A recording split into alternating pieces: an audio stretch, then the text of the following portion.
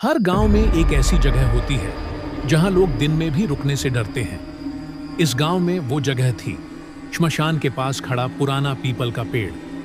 रवि इन बातों को हमेशा कहानी समझता था, लेकिन सब कुछ बदल गया जब उसके घर में अचानक सन्नाटा छा गया। उसके पिता की मौत बिना किसी बीमारी के हुई थी और बिना कोई जवाब छोड़े वो दुनिया से चले गए। मरने से पहले उन्होंने एक बात कही थी जो रवि के दिमाग में बार बार गूंजने लगी। उन्होंने कहा था कि पीपल के नीचे जो लिया है उसे लौटाना होगा। उस रात के बाद रवि को महसूस होने लगा जैसे उसके घर में वो अब अकेला नहीं है। हर रात उसे लगता जैसे कोई उसे बाहर बुला रहा हो। उसकी नजर अपने आप उसी दिशा में चली जाती जहां वो पुराना पीपल खड़ा था। दिन में जो पेड़ बिल्कुल सामान्य लगता था, रात में वही पेड़ उसके डर की वजह बन जाता था। रवि को याद आया कि एक रात उसने अपने पिता को चुपचाप पीपल की तरफ जाते देखा था। उस रात उसके पिता ने पीपल के नीचे कुछ खोदा था और किसी को कुछ भी नहीं बताया। अचानक रवि के कानों में एक औरत की बहुत धीमी आवाज गूंजने लगी। उस आवाज में गुस्सा नहीं था, बस ऐसा दर्द था जिसे शब्दों में बयान नहीं किया जा सकता। डर के बावजूद रवि सच्चाई जानने के लिए गांव के सबसे बूढ़े आदमी के पास गया।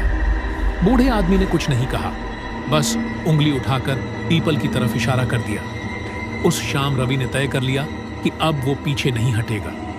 श्मशान पहुंचते ही उसे लगा जैसे हवा ने चलना बंद कर दिया हो।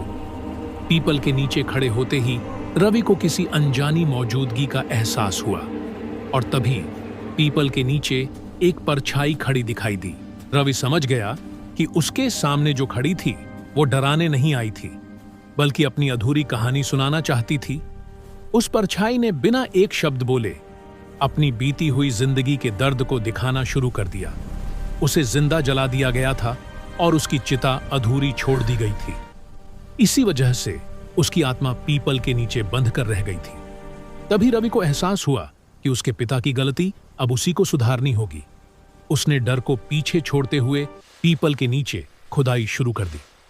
थोड़ी ही देर में मिट्टी के नीचे कपड़े में लिपटी अधूरी अस्थियां सामने आ गईं। रवि ने उन्हें पूरे सम्मान और सावधानी के साथ अपने हाथों में उठाया।